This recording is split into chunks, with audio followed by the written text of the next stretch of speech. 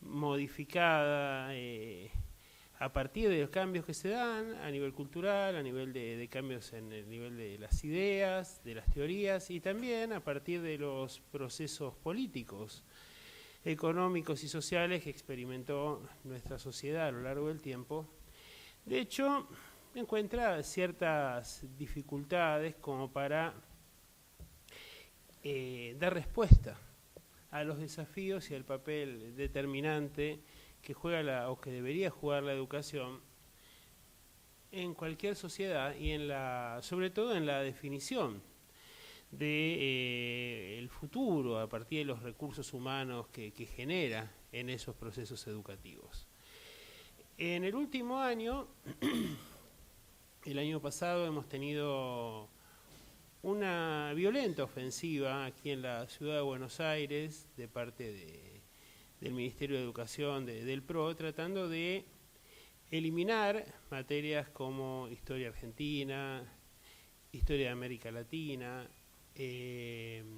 filosofía, educación cívica y varias más que son materias de contenidos concretos y fundamentales para la creación de la ciudadanía democrática, reemplazándola o proponiendo reemplazarlas por talleres, por espacios de reflexión general, un taller para el consumidor, por ejemplo.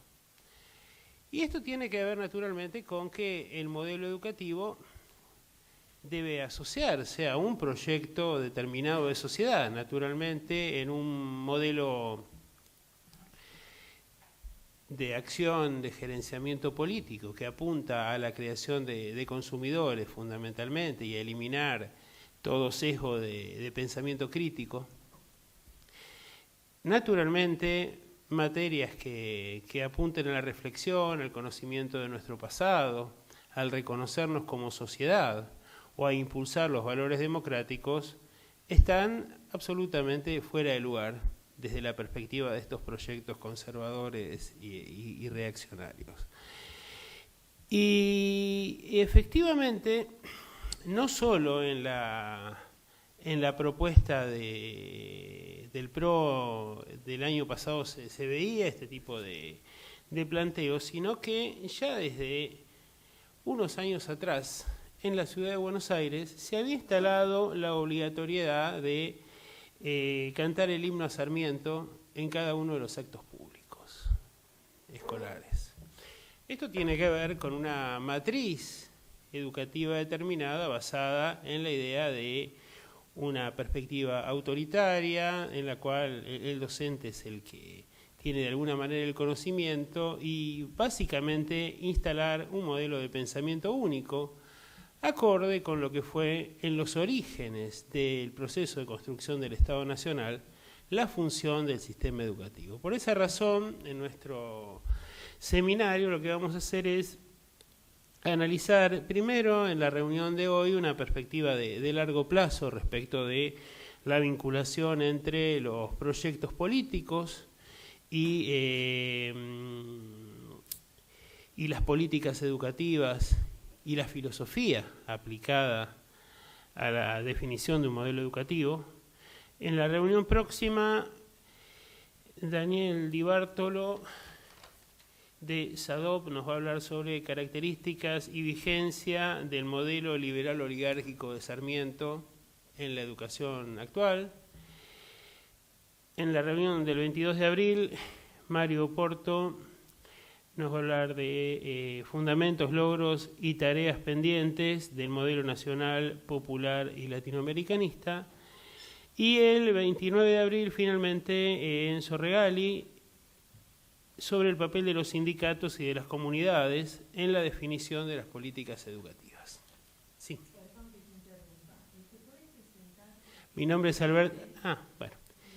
Mi nombre es Alberto Letieri, soy doctor en Historia, profesor titular de la Universidad de Buenos Aires, en 3 materias, 2 en la carrera de Historia, en Filosofía y Letras y una en las Facultades Sociales. Soy investigador independiente del CONICET y soy director de investigaciones y de extensión educativa aquí en el Instituto Manuel Dorrego. ¿Sí? Bueno, efectivamente, en realidad, ustedes saben que el instituto se crea a fines del año 2011, a partir de un decreto presidencial de la presidenta Cristina Fernández de Kirchner, con el objeto de impulsar los estudios sobre revisionismo histórico y además de darle una mayor participación a estos estudios dentro de la vida social y cultural, y también de que tengan una mayor incidencia en los contenidos educativos, ya que si bien en estos 10 años hemos tenido cambios profundos en muchos niveles de la actividad económica y social, la educación es uno de los espacios que todavía constituye una asignatura pendiente en muchos aspectos.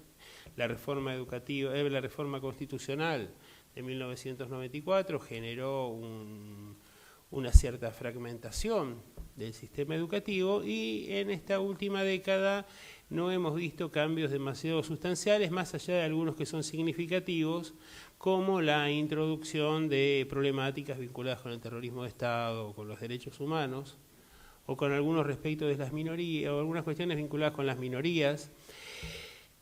El tema es que no tienen en general organicidad, no tienen una dimensión a nivel nacional, y en líneas generales, en lo que tiene que ver con los contenidos históricos, filosóficos y culturales concretos, en general nos encontramos con que son los mismos que existen desde hace bastante tiempo. Los institutos de formación docente no registran prácticamente cambios en la mayor parte del país en los últimos 30 o 40 años, y 30 o 40 años atrás recordemos que aquí vivimos una etapa bastante oscura, que era la etapa de la dictadura cívico-militar.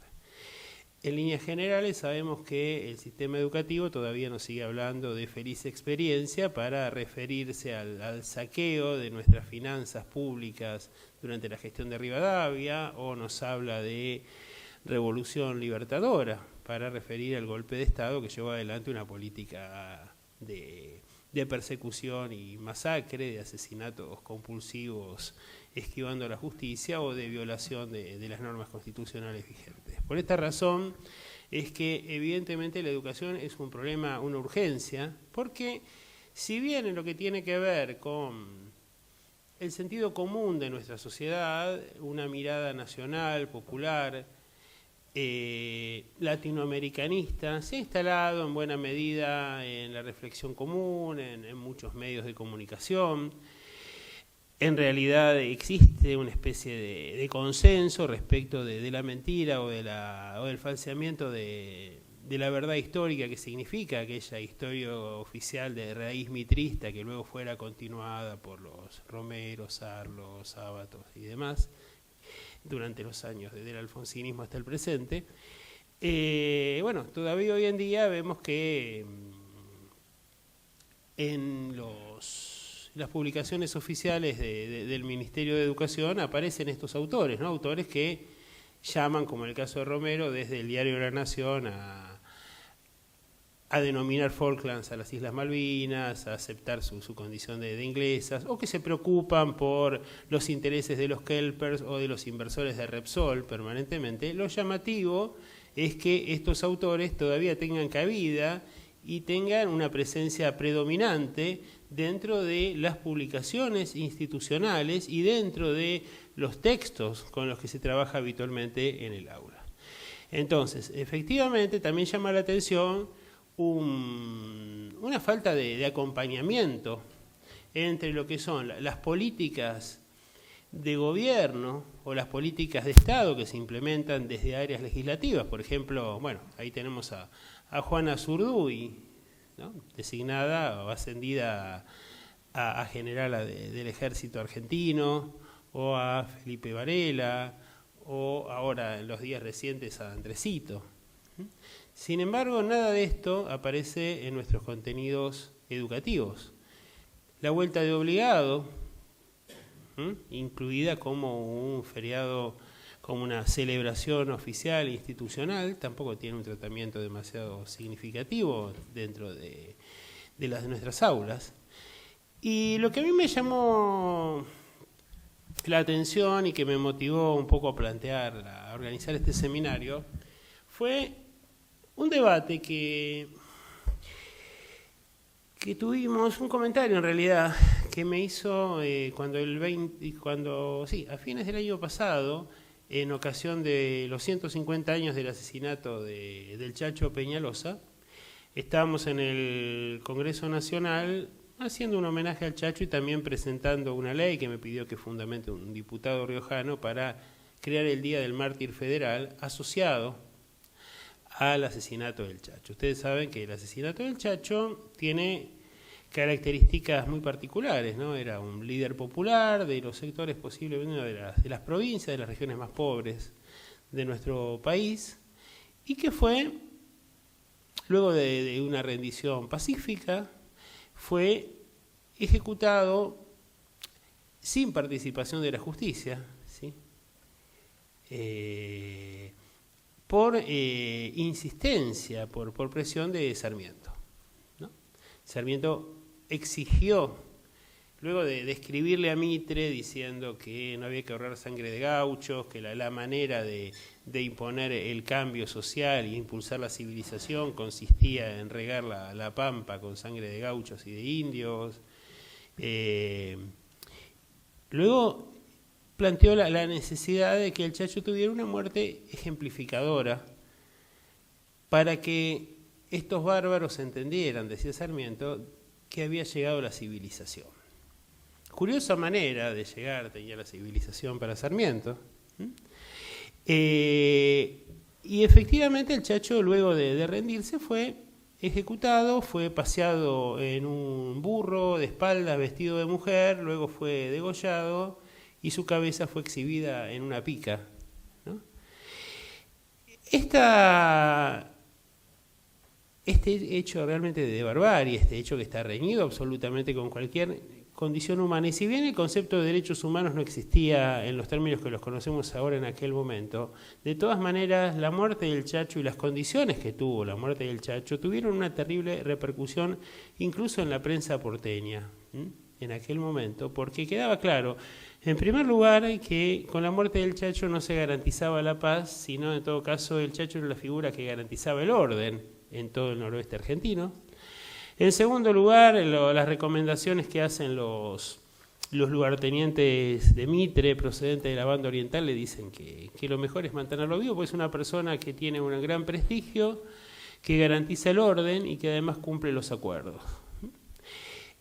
Razón por la cual podemos decir que la responsabilidad, en primer lugar, es claramente de Sarmiento en este caso. Y entonces lo que comentaba, para la ocasión se había hecho un video en la provincia, un muy lindo video sobre la vida del Chacho. Y el protagonista, el actor que hizo el protagonista, es un director de escuelas. Y este director de escuelas me decía que con el avance del revisionismo histórico, en los últimos años, cada vez más esos docentes que habían sido educados en esos institutos sarmientinos con una visión de la historia oficial basada en fechas, en nombres, en el pensamiento único, en una visión autoritaria de lo que debe ser el desempeño en el marco del aula, cada vez más los ponían un brete a estos docentes cuando los chicos le preguntaban por qué razón en las paredes de las escuelas estaba colgada la imagen del asesino del Chacho. Y eso es lo que nosotros nos podemos preguntar, ¿no? ¿Por qué en las paredes de todas nuestras escuelas tenemos colgado a un genocida? Yo recuerdo que la verdad que me impresionó mucho eso, y ya veníamos haciendo cosas en común. El año pasado yo hice aquí un acuerdo con el Instituto y CETERA UTE para que hicimos una cátedra itinerante en defensa de la educación pública para frenar este intento de destrucción, de desmembramiento de la educación pública. También firmamos en el Cabildo un acta en defensa de la educación pública, hicimos una serie de movimientos que consiguieron frenar justamente esto. Y luego apareció esta otra cuestión.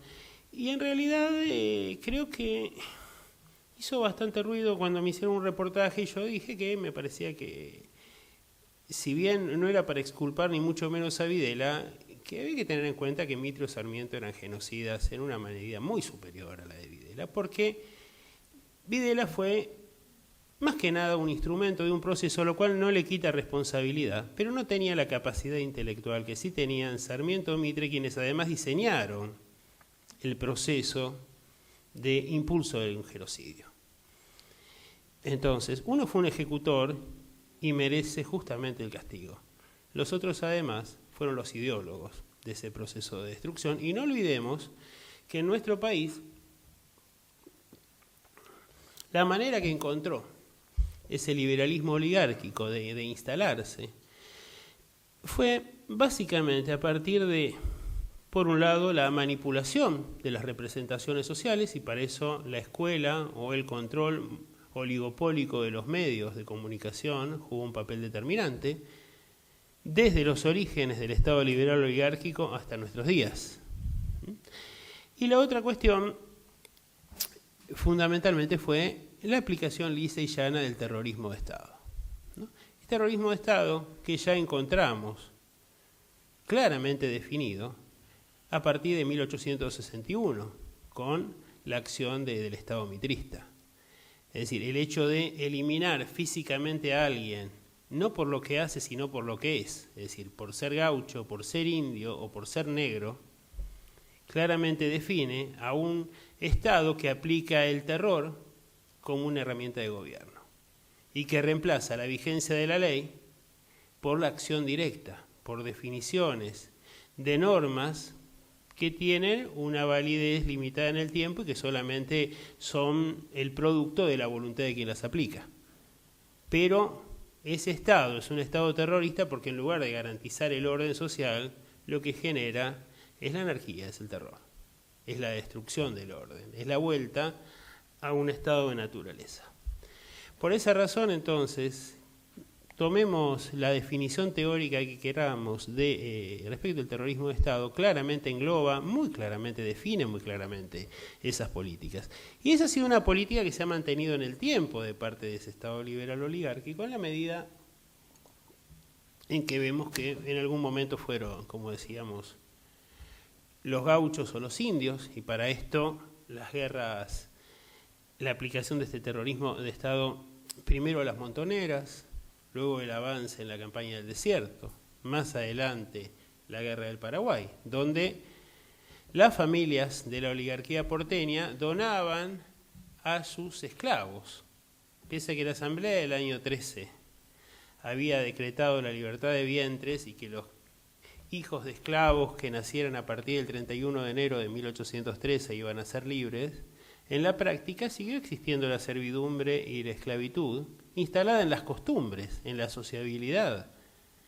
Y por esa razón, para quitárselos de encima, o sea que los responsabilizaban de haber sido algo así como el servicio secreto de Rosas durante los años de la Confederación, lo que hicieron esas familias fue donar a esta servidumbre afrodescendiente al Ejército Nacional y fue exterminada en la Guerra del Paraguay, razón por la cual vemos la diferencia que había en la población afrodescendiente, por ejemplo, entre el Uruguay y nuestro país, ¿no?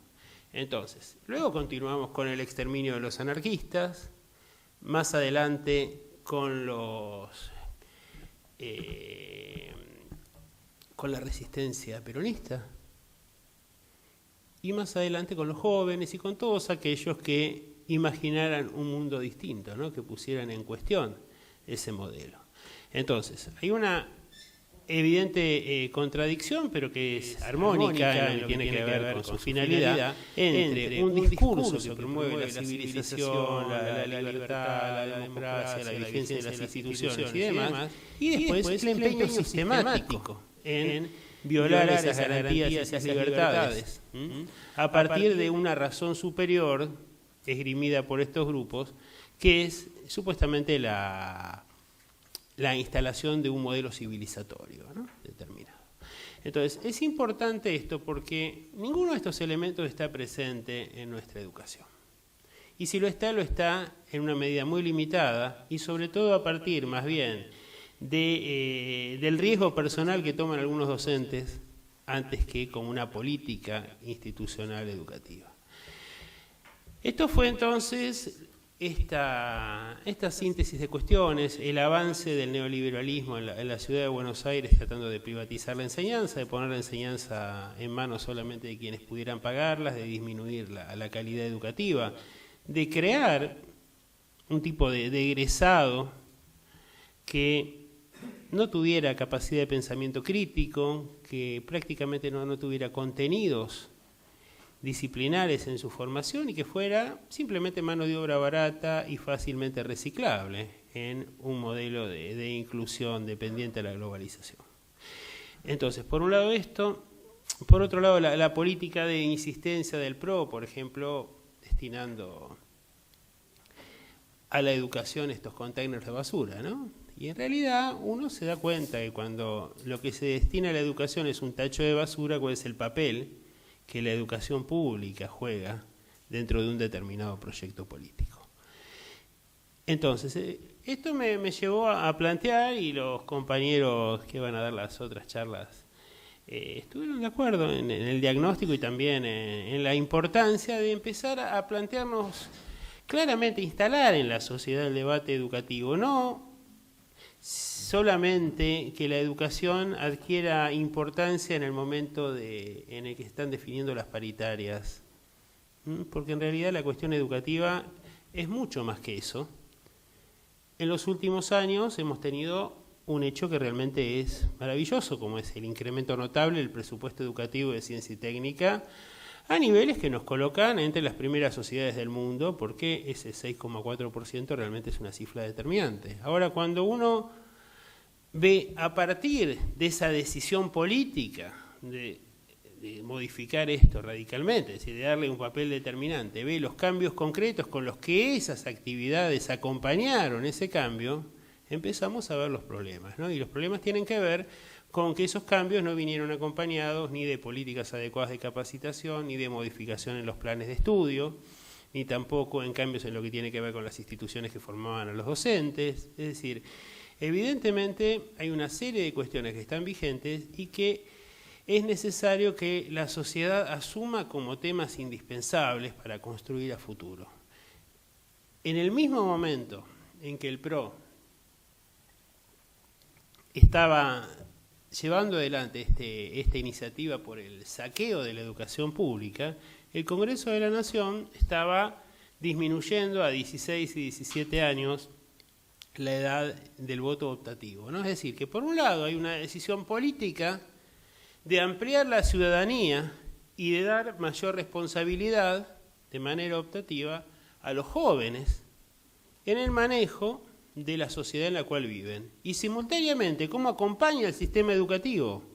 Privando a esas jóvenes de los conocimientos elementales como para poder definir el sufragio o como para poder tomar partido o decidir una participación. Entonces, por un lado vemos que se aprueba una ley como la que se aprobó recientemente para garantizar la creación de centros de estudiantes en los colegios, y por el otro lado tenemos este vacío en lo que tiene que ver con los contenidos concretos de la enseñanza.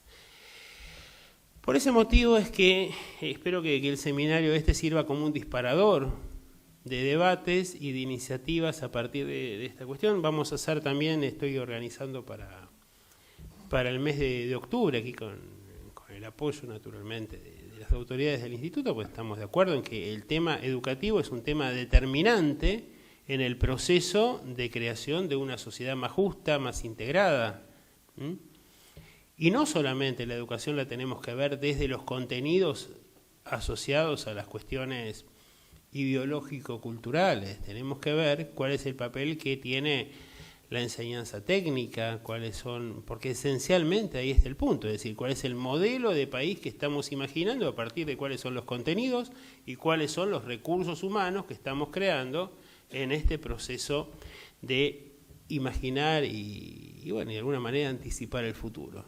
Entonces, partiendo de este presupuesto de que una sociedad que de alguna manera desprecia a sus docentes o que los tiene en una baja consideración, tal cual fue el modelo de los años 90, por ejemplo.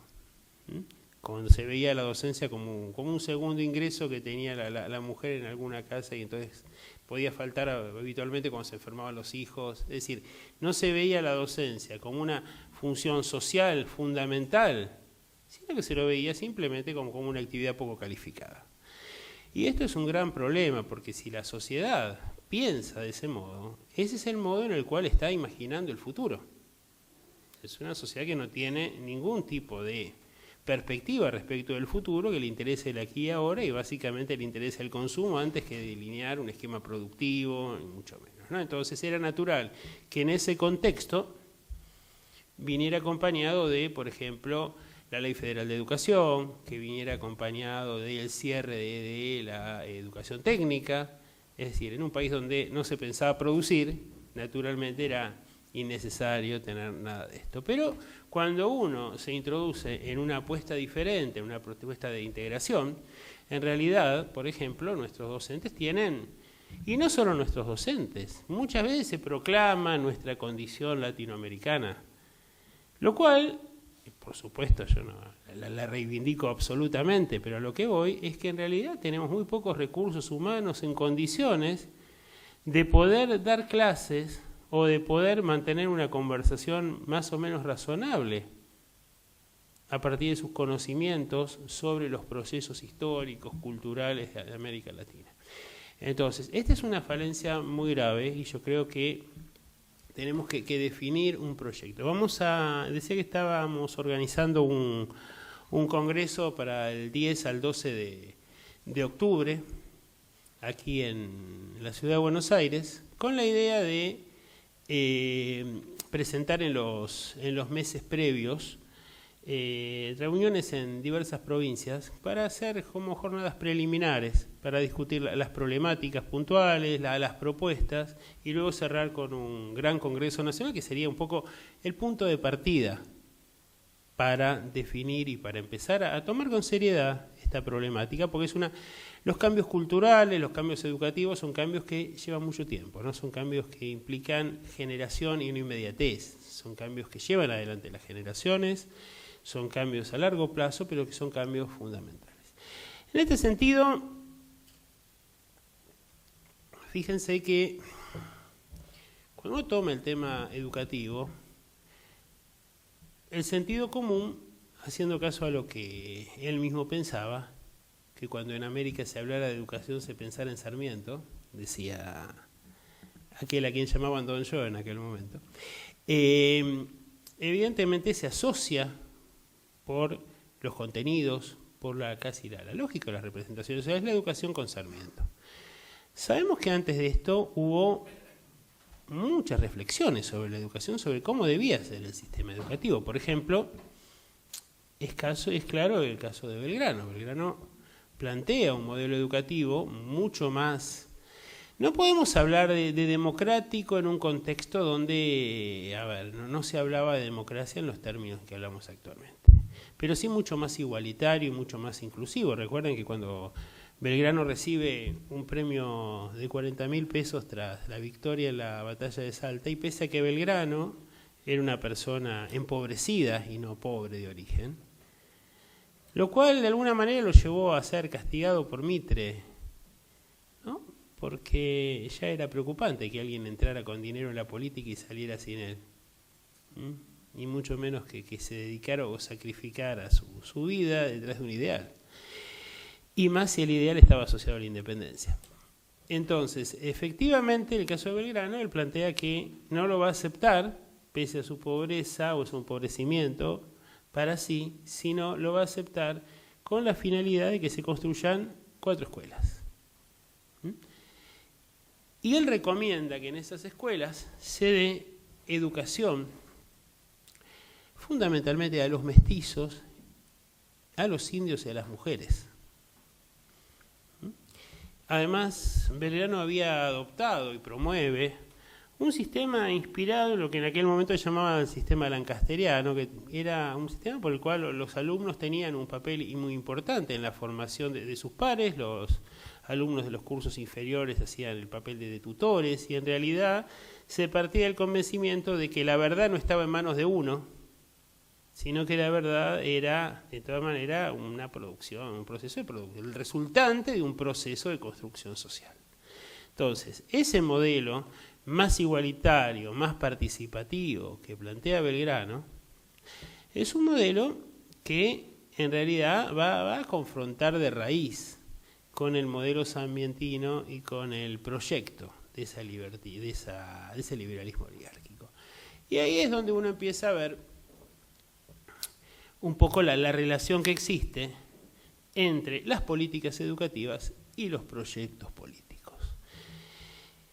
Cuando Rosas todavía estaba en el gobierno, liderando la Confederación Argentina hacia fines de la década del 40, son conocidos los debates que tienen los exiliados liberales argentinos en los países limítrofes, Sarmiento, Alberdi, Frías, el propio Mitre en menor medida, Echeverría, Florencio Varela, Valentín Alcina. Y es muy interesante ver el debate que se da en ese momento y en los años posteriores entre Alberdi y Sarmiento respecto de la educación, ¿no? ¿Por qué? Porque Alberdi en realidad va a ser en cierta medida el arquitecto de la nueva Argentina, como se llamaba, a partir de un texto que es el texto de las bases. El texto de las bases a menudo se ha presentado como la síntesis de la obra de Alberdi. El texto de las bases es el texto más extraño que existe en la obra de Alberdi, porque es el único texto en el cual Alberdi de alguna manera desconoce o condena la tradición hispánica, donde hace una crítica más sistemática del gaucho, por ejemplo, y donde se aferra con mayor énfasis al modelo inglés y al modelo de expansión de lo que fue el capitalismo, pero que aún no se llamaba de ese modo, en aquel momento se hablaba de industrialismo. El texto de las bases es interesante porque fue escrito en 20 días. No porque Alberdi escribiera de la nada en 20 días, sino porque Alberdi lo que hizo en las bases fue recopilar la mayor parte de los editoriales que había escrito en el periódico de Valparaíso, donde oficiaba como escriba de los intereses británicos. Alberdi siempre fue un escritor a sueldo. Por esa razón, los violentos cambios en sus puntos de vista. Antes de ser contratado, bueno, primero vemos que mientras Rosas tuvo buenas relaciones o relaciones más o menos de convivencia con el Imperio Británico, Alberdi elogia la tarea de Rosas desde Chile. Cuando se profundiza el conflicto, Alberdi toma distancias y profundiza su crítica. Cuando se produce la caída de Rosas, él piensa ser, o intenta ser, ocupar el lugar de ideólogo del proceso de construcción. Por eso escribe las bases y se las dedica a Urquiza. Y escribe en ese texto señalando que las naciones del Plata deben ser republicanas, como producto del curso necesario de la historia, con una autoridad presidencial muy poderosa, porque lo que se ha demostrado en América es que los únicos gobiernos que funcionan son los que giran alrededor de una sola persona, el del Inca, el del rey de España o el de Rosas. Entonces tenemos que tener reyes con el nombre de presidentes y que tengan un límite, que tengan una enorme autoridad, dice Alberdi. Pero a diferencia de los reyes, su autoridad tiene un término. Por eso los reyes con nombre de presidente no tienen reelección. Alguien que después de haber sido todo va a ser nada, dice Alberdi. Razón por la cual ese presidente va a tener que cuidarse, no mientras sea presidente, sino cuando deje de serlo, porque todos aquellos que se han sentido afectados por su ejercicio de la autoridad van a aprovechar para utilizar a la justicia para saldar cuentas. Razón por la cual, si no se cuidan esos presidentes, dice Alberdi, nuevamente, vamos a ofrecer el triste espectáculo de muchas republiquetas americanas donde los presidentes dejan la presidencia para ir a la cárcel. Entonces, un presidente con mucha autoridad que podía ir a la cárcel. Para ir a la cárcel hacía falta un juicio. Los únicos que tenían posibilidades de querellar eran los sectores acomodados de la sociedad. Razón por la cual sabemos con quiénes o a quienes no podían disgustar esos presidentes. Tenían que tener mucha autoridad para garantizar el disciplinamiento y la explotación de los sectores trabajadores, de las clases populares. Esto lo dice el propio Alberdi, cuando él dice que, a diferencia de lo que ocurre en Estados Unidos, donde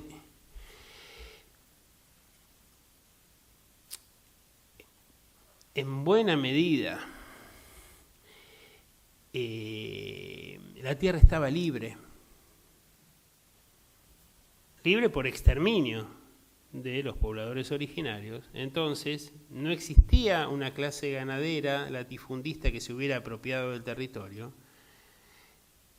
Había una gran posibilidad de convocar a inmigrantes, a una inmigración calificada, para que accediera a la propiedad que no podía tener en Europa por todas las trabas producto de la herencia feudal, las sociedades monárquicas y demás.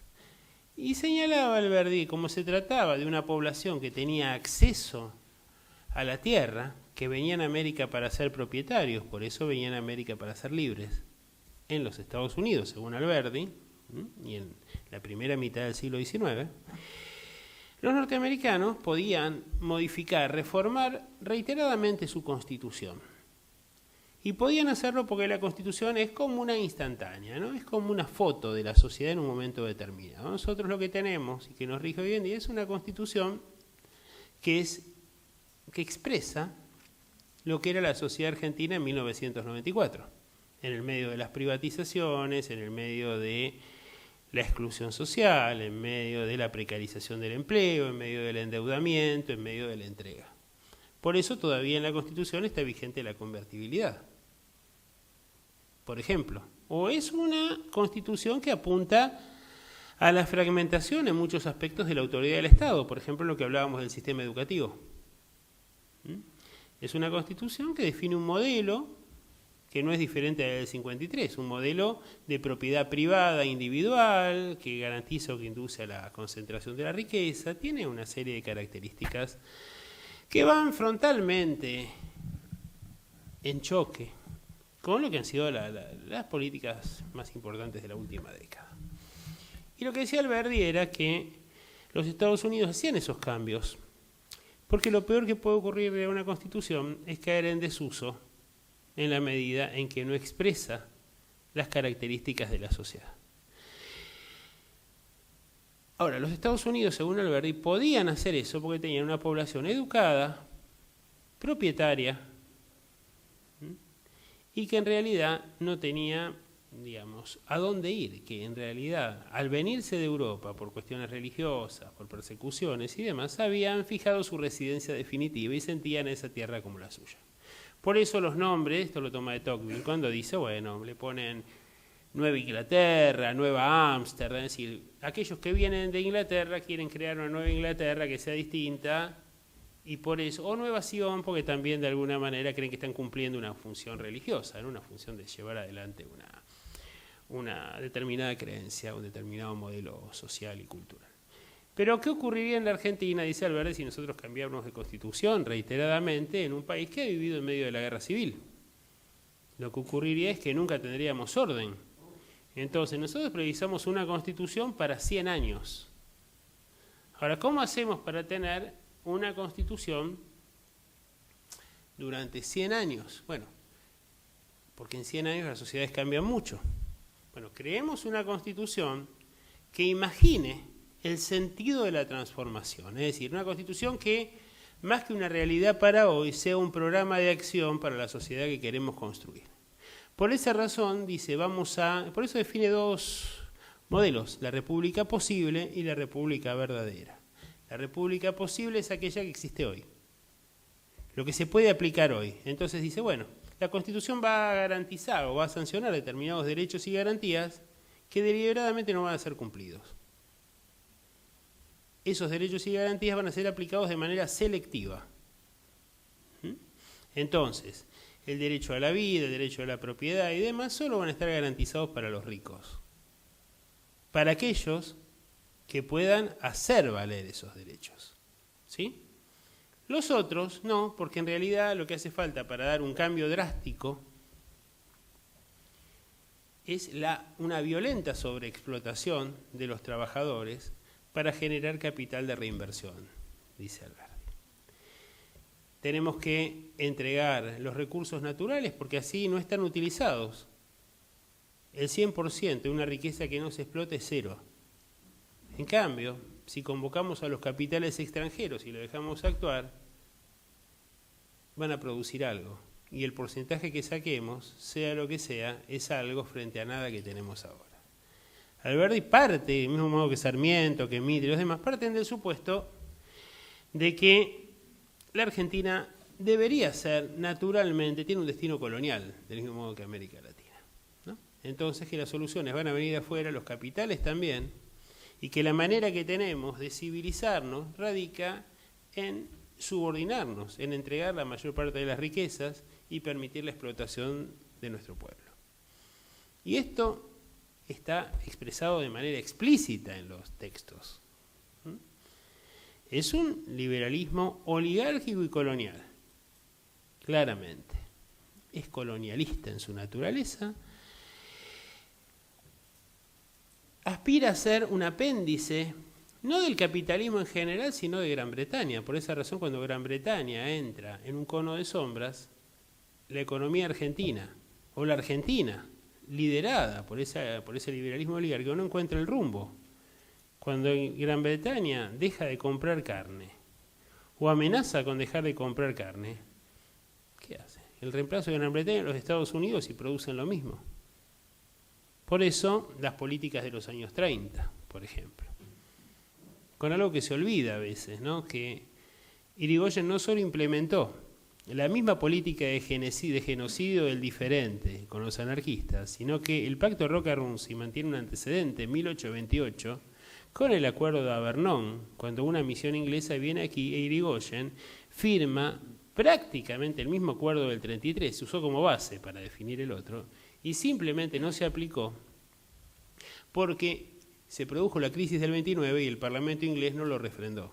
Si no, no estaríamos hablando de la vergüenza que significa esa década infame después del golpe de Irigoyen, sino que la década infame empezaría con la gestión de Irigoyen.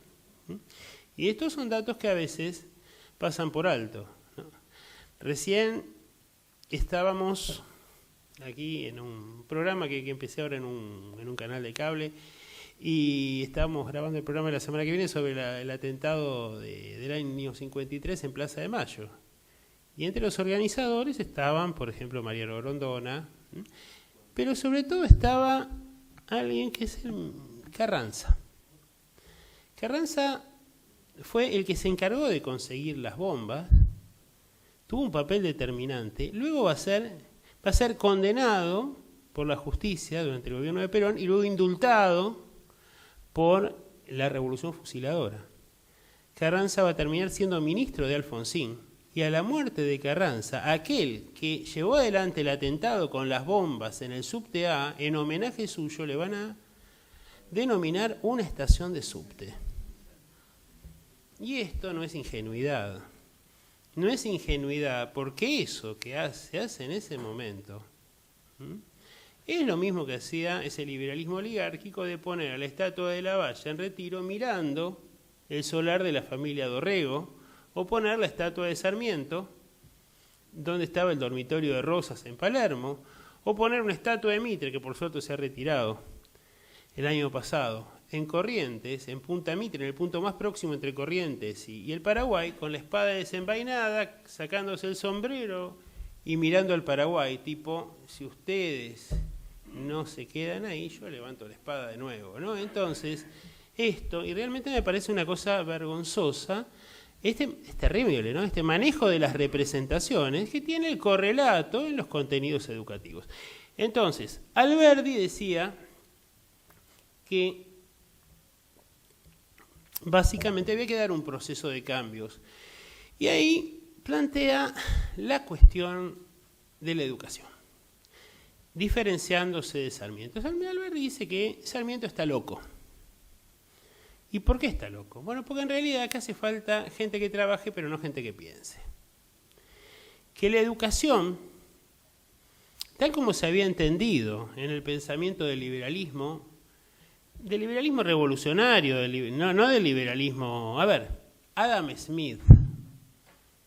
Ustedes saben que los grandes padres del liberalismo no fueron economistas, fueron filósofos morales. Y en realidad, cuando tiene esta defensa tan marcada del mercado contra el Estado, no es porque ellos sean en general muy adinerados ni sean grandes comerciantes. Básicamente hay una posición filosófica de destruir el poder de ese Estado que entrañaba privilegios hereditarios. Razón por la cual tratan de destruir un Estado porque asociaban el Estado a los privilegios.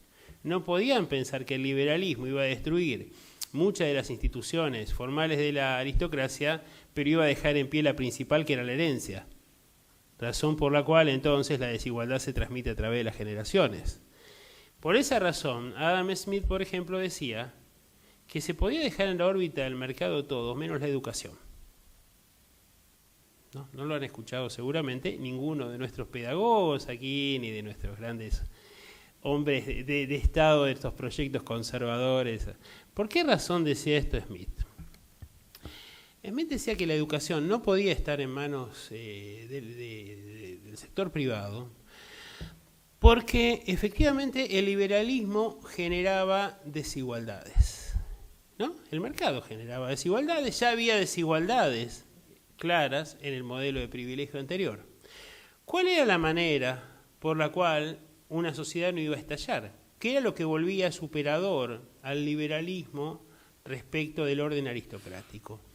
Que estuviera abierta la vía del ascenso social. Al estar abierta la vía del ascenso social, entonces no se reproducía automáticamente un orden jerárquico, sino que está abierta la alternativa de ascender o descender en ese nuevo orden. Por eso es que él sanciona la herencia como una institución que debe ser arrasada, que debe ser liquidada. Es la que genera la desigualdad en la cuna. Y por el otro lado, lo otro que señala Smith es que la manera de compensar las desigualdades en la sociedad, ya que no confiaba en el Estado, residía en algo casi como lo que llamaríamos hoy igualdad de oportunidades frente a la educación. Razón por la cual la educación generaba los conocimientos que permitían modificar las situaciones relativas en el orden del mercado y de la sociedad. Alberdi dice, pensando en ese modelo educativo y pensando en una educación para la libertad de alguna manera, no la educación de Sarmiento y compañía, entonces, desde esa perspectiva, Alberdi dice, ni locos nosotros podemos difundir la educación en el conjunto de la sociedad, porque justamente estamos creando una constitución para que resista 100 años y una constitución que va a tener una aplicación diferenciada. Si nosotros extendemos la educación, le vamos a dar conciencia al explotado de su condición de explotado, le vamos a dar conciencia de los derechos que le caben a partir del marco legal, razón por la cual entonces no vamos a poder llevar adelante este proceso. Por eso Alberdi no hablaba de educación, sino de instrucción, y planteaba lo que él llamaba la instrucción a través de las cosas, es decir, que había que traer inmigrantes que supieran, que fueran artesanos, que tuvieran determinadas capacidades, y que a través del ejemplo del trabajo, a través de la imitación, generaran recursos humanos hábiles para distintas actividades o profesiones. Pero que no había que extender la educación porque el gran elemento dinamizador de la transformación social, de la rebelión en términos del sometimiento, era esa educación. Por eso él estaba filosóficamente en contra del modelo de Sarmiento. Ahora vamos a ver que en realidad el modelo de Sarmiento apunta a otra cosa, que no tiene que ver con educar para la libertad, sino con imponer un modelo de pensamiento único. Bueno, tenemos que hacer un pequeño intermedio y luego seguimos. ¿Puedo hacer una pregunta con la dirección del programa de cable que dijiste que grabaste? Me parece muy interesante. ¿Qué día, qué canal va a salir? Es un programa que estamos terminamos hace 3 semanas. Sale por TV Clip, que es una señal de Lanús, sale por Televisión Digital Abierta, sale en un stream en directo los lunes a las 20 horas, de 20 a 21. Y si no, lo puede entrar por la página que tenemos. También tenemos un programa de radio ahí que se llama Claves para construir la otra historia.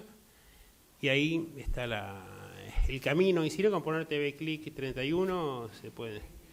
Sí, y ahora estamos negociando también, estuve hablando, va a salir pronto en las señales de cable de la Villa 21 y de la Villa 31. Y bueno, estoy haciendo acuerdos con algunas provincias. Fundamentalmente la idea es generar un debate a partir de todos estos procesos. Sí, así que, y si no, entran en mi página, que es Alberto Lettieri en Facebook, y ahí y entran en claves, o en la de Claves para construir la otra historia, y también